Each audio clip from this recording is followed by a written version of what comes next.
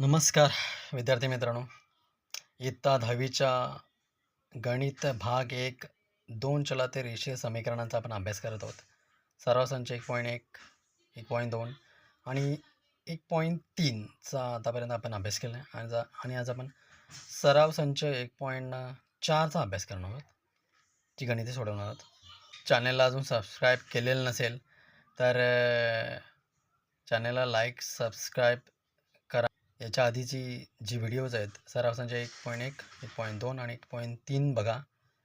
कोणाला काय प्रॉब्लेम असेल तर कमेंट करून नक्की सांगा.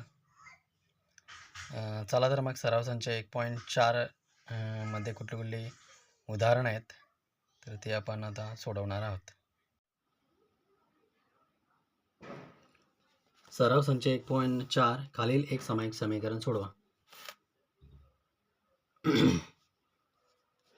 2x 3y बरोबर 15 आणि 8x 5y बरोबर 77. बघा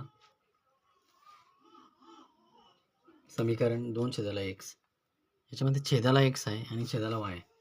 तरी अशा वेळी आपल्याला काय करायचं आहे? बघा अशा वेळी आपल्याला 1 छेदाला x बरोबर a किंवा b मानायचं आहे किंवा p किंवा q मानायचं आहे. p मानू p आणि 1 छेदाला y बरोबर q मानू. आता 1 छेदाला x आणि बरोबर p आणि 1 छेदाला y बरोबर q मानल्यानंतर समीकरणं कशी होतील? बघा 1 छेदाला x म्हणजे 2 गुणिले 1 छेदाला x म्हणजे 2p आणि वजा 3 गुणिले 1 छेदाला y म्हणजे वजा 3q बरोबर 15. हे पहिलं समीकरण होईल. त्याच्यानंतर 8 छेदाला x बरोबर 8p आणि 5 छेदाला 1y बरोबर 5 अधिक 5q बरोबर 77. तर हे आपलं दुसरं समीकरण. आता आपल्याला काय करायचं आहे? समीकरणं कशी आहेत? 2p वजा 3q बरोबर 15, 8p अधिक 5q बरोबर 77.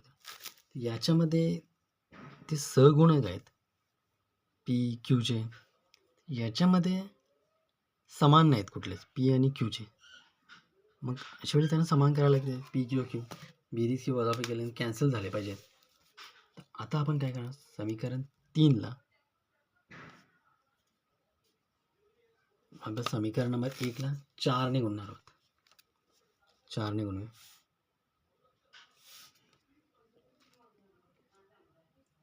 बघा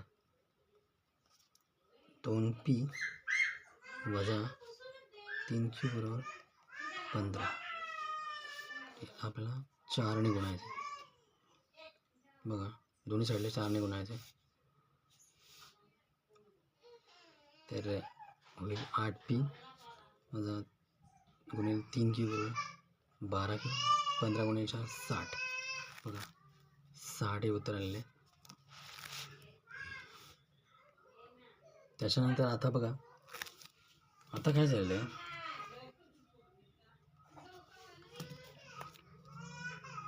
समीकरण 2 आणि 3 मध्ये 8p समान आले. तर आपण काय करणार? समीकरण 2 आणि 3ची वजाबाकी करणार. समीकरण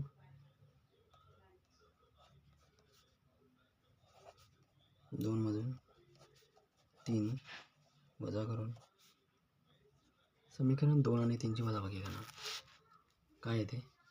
8p अधिक 5q बरोबर 77 आणि 8p वजा 12q बरोबर 60.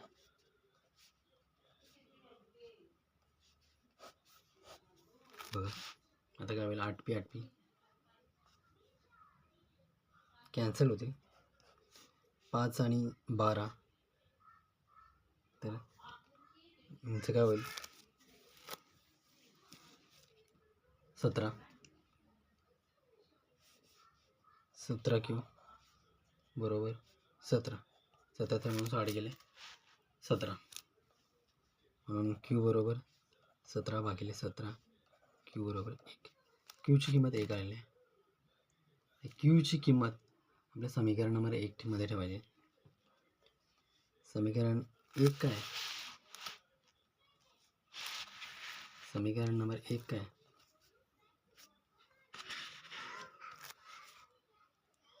समीकरण 1 आहे 2p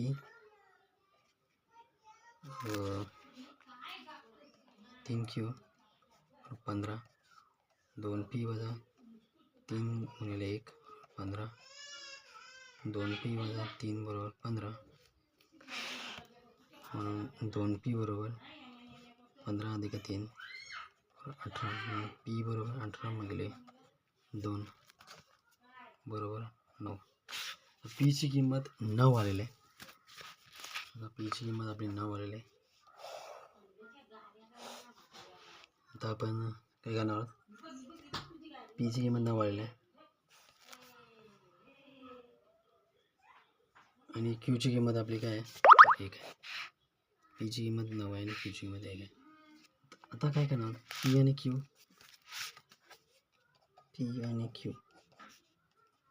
किमती जे आहेत बघ किमती आपण पी काय मान 1/(x) बरोबर पी मानलेले आहे.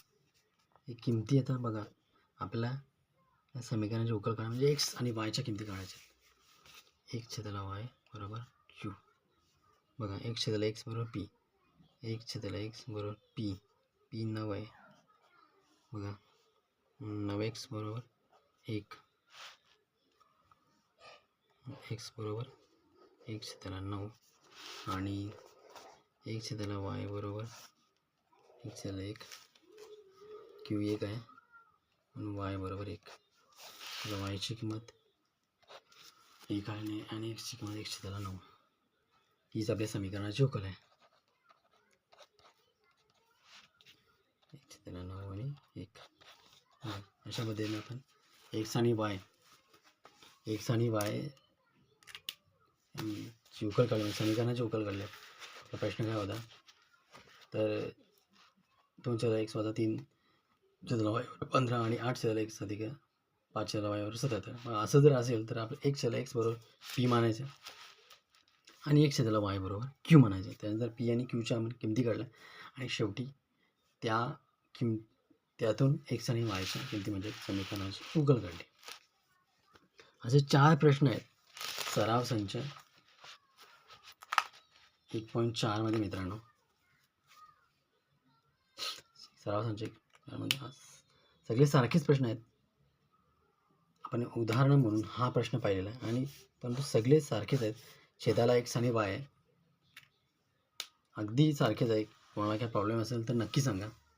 आपण तेही प्रश्न सोडवण्याचा प्रयत्न करू.